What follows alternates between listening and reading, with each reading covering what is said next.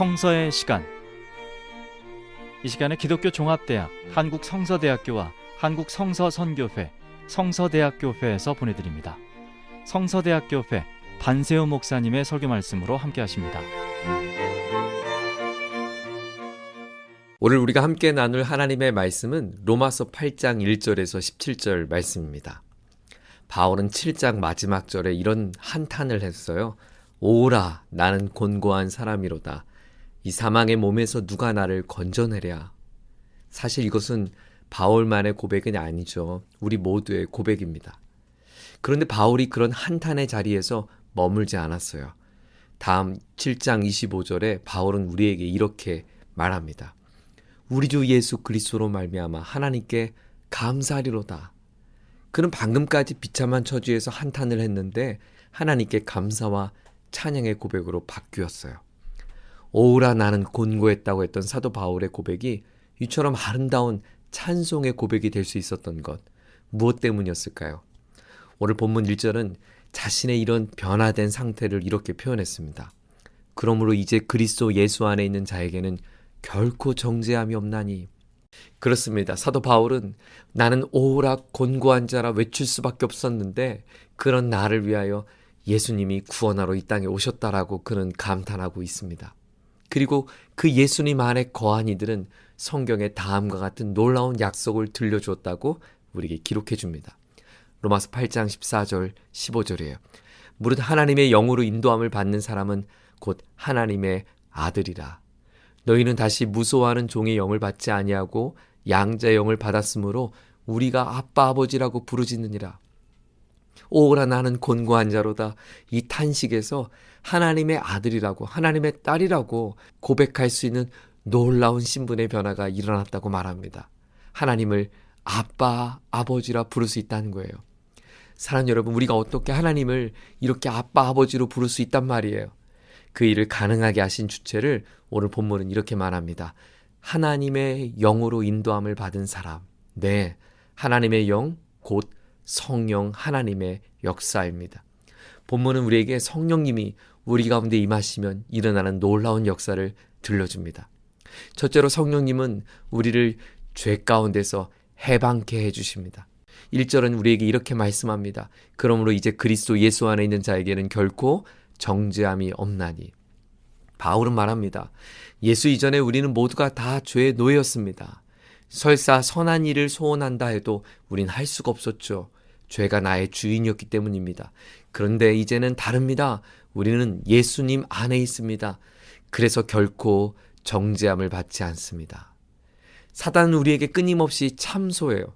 너는 죄를 졌잖아. 너는 죄인이잖아. 너는 실패했잖아. 그런데 성령님은 내 안에서 이 죄가 참소하는 법을 따르지 않아도 된다고 선언해 주십니다. 과거에 내가 넘어지고 실패했던 그 자리에 머물지 않아도 된다고 말해요. 2절의 말씀이에요. 이는 그리스도 예수 안에 있는 생명의 성령의 법이 죄와 사망의 법에서 너를 해방하였음이라. 아멘. 맞아요. 우리는 또 넘어질 것입니다. 아마 우리는 주님 앞에 서는 그날까지 오라, 나는 곤고한 자로다. 바울의 탄식에서 결코 자유롭지 못할 거예요. 하지만 여러분 염려하지 마세요. 내가 죄 용서함을 받는 것은 나의 어떤 공로함 때문이 아닙니다. 하나님께서 우리를 사망에 이르지 않도록 놓아두지 않으셨어요. 예수님 안에 머물 때 그것이 나로 하여금 자유케 된다고 선언해 주었습니다. 이것이 오늘 지금 우리의 현재 상태입니다. 예수님의 십자가 사건은 2000년 전에 우리를 위해서 일어났습니다. 여러분, 이것이 우리에게 얼마나 큰 은혜인지 아십니까? 십자가 사건이 이미 종결된 과거의 사건이었다는 거예요. 무슨 말인가? 이미 종결된 사건이므로 예수님의 십자가 사건을 돌이키거나 뒤집을 수 없다는 것입니다. 십자가 사건이 번복될 수 없다면, 그리고 이미 일어난 역사 가운데 내가 있다면 우리의 실패와 좌절을 겪는다 해도 우리의 신앙 여정은 부족함이나 모자람으로 끝나지 않습니다. 성령께서 나를 그것을 증언해 주십니다. 나를 자유케 하십니다. 둘째로 성령님은 우리를 생명의 생각으로 바꿔주십니다. 본문 5절과 6절입니다. 육신을 따르는 자는 육신의 일을, 영을 따르는 자는 영의 일을 생각하나니 육신의 생각은 사망이요 영의 생각은 생명과 평안이라. 신자에게는 육신의 생각과 영의 생각이 있습니다. 육신의 생각은 죄의 본성에 붙들린 생각이죠. 죄의 끝자락, 사망입니다. 그래서 육신의 생각의 종국은 사망입니다. 죽은 생각, 죽음으로 나를 인도하는 생각입니다. 반면 성령님은 우리의 생각을 살아있는 생각으로 바꾸십니다. 생명의 생각, 생명력 넘치는 생각, 살리는 생각입니다. 육신의 생각이 나를 깨트리는 생각이라면 성령님이 주시는 생각은 평안이요 샬롬입니다. 여러분 깊은 숲에 들어가 보십시오. 자연이 얼마나 열심히 움직이는지 몰라요. 계곡의 물은 쉼없이 흐를 거고 새들의 지저귀는 소리와 땅에는 수많은 곤충과 동물들이 쉼없이 무언가를 하기에 열심을 냅니다. 하지만 숲은 고요합니다. 평온합니다. 고요한 것은 정지된 상태가 아닙니다. 열심히 있지만 분주하지 않습니다. 질서가 있습니다. 아름다운 통제가 있습니다. 숲이 아름다운 건 놀라운 질서 안에서 쉼없이 움직이기 때문입니다. 성령님은 우리에게 그와 같은 평안을 주십니다. 일상을 떠나 어디론가 조용한 자리를 찾아야만 누리는 평안이 아닙니다. 열심히 살아가는 우리의 일상의 자리, 성령님과 함께 하시는 삶의 자리는 수고와 땀 흘림과 애씀이 있지만 그 안엔 질서가 있고 규모가 있고 방향이 있고 보람이 있고 또 생명의 이야기가 있고 하나님 주시는 평안입니다. 성령님이 주시는 선물이죠. 생각이 참 무서워요. 사단은 저와 여러분의 생각이 성령이 아닌 육신에 사로잡히기를 속이고 있어요. 가룟 유다를 보세요. 요한복음 13장 2절에 보면 마귀가 벌써 시몬의 아들 가룟 유다의 마음에 예수를 팔려는 생각을 넣었더라. 무엇을 넣었다고요? 생각이요. 유다가 예수님을 판 것은 그가 그와 같은 죽음의 생각에 사로잡혔기 때문입니다. 예수님은 유다에게 끊임없이 기회를 주었어요. 돌이킬 수 있는 기회, 죽이는 자리가 아니라 주님을 위해 나의 달란트를 드릴 수 있는 기회, 그러나 그는 육신의 생각에 무너지고 말았어요. 본문 7절이에요. 육신의 생각은 하나님과 원수가 되나니 이는 하나님의 법에 굴복하지 아니할 뿐 아니라 할 수도 없습니다. 육신에 있는 자들은 하나님을 기쁘시게 할 수 없느니라. 육신의 생각은 하나님과 원수된 생각이라고 말합니다. 하나님의 법에 굴복하지 않는 상태. 아니 육신의 생각에 사로잡히면 하나님의 법에 굴복할 수도 없는 것이죠. 주 성령 하나님께서 저와 여러분의 생각과 마음을 지켜주시고 다스려 주기를 축원합니다.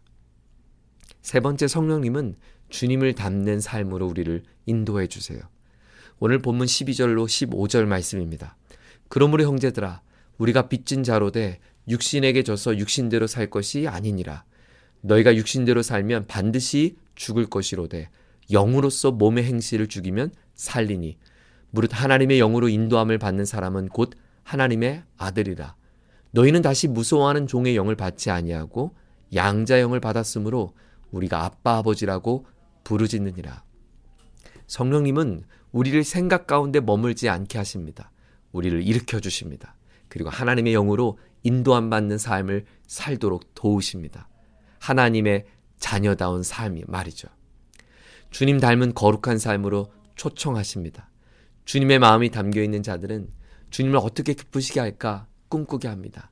나의 아빠 아버지께 영광과 기쁨의 삶을 사모하게 하십니다. 하나님께서 우리를 하나님의 자녀로 이 땅에 아름다운 복을 누리며 살기를 요청하셨어요. 내가 너로 큰 민족을 이루고 내게 복을 주어 내 이름을 창대하게 하리니 너는 복이 될지라. 너를 축복하는 자에게는 내가 복을 내리고 너를 저주하는 자에게는 내가 저주하리니 땅의 모든 족속이 너로 말미암아 복을 얻을 것이니라 하신지라. 예수님께서 이 땅에 오신 것은 하나님의 복을 우리에게 흘려보내주시는 복의 통로로 삼기 위함이었어요. 십자가가 죄인을 용서와 회복의 자리로 인도해 주셨죠. 성령 하나님께서 우리를 그 십자가의 삶으로 요청한 것입니다. 복의 통로가 되는 가정과 일상에서 나를 통해 하나님의 그 은혜가 흘러가도록 우리를 불러주신 것이에요.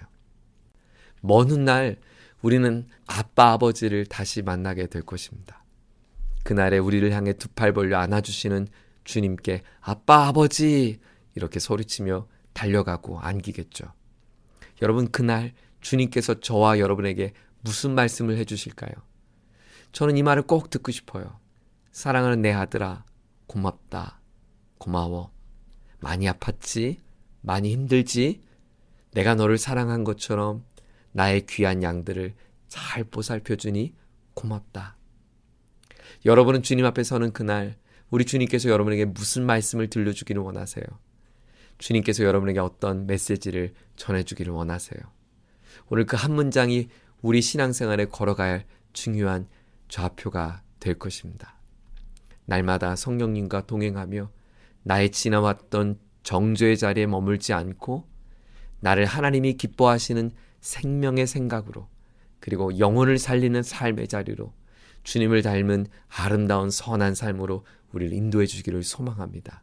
성령님과 함께 복된 한 주간의 삶을 사는 저와 여러분 되기를 주의 이름으로 축원합니다. 성령님을 통하여 하나님을 아빠 아버지로 부를 수 있는 이 놀라운 특권을 이 놀라운 선물을 주신 하나님 감사합니다.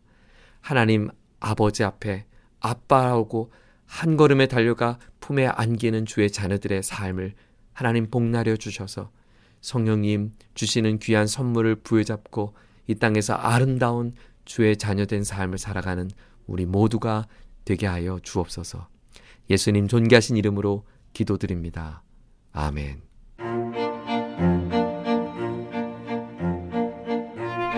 성서의 시간, 지금까지 성서대학교회 반세우 목사님의 설교 말씀으로 함께 하셨습니다. 이 방송 들으시고 신앙생활에 도움받기 원하시는 분은 서울전화 02-936국에 9559번 936-9559번 성서대학교회로 연락하시기 바랍니다.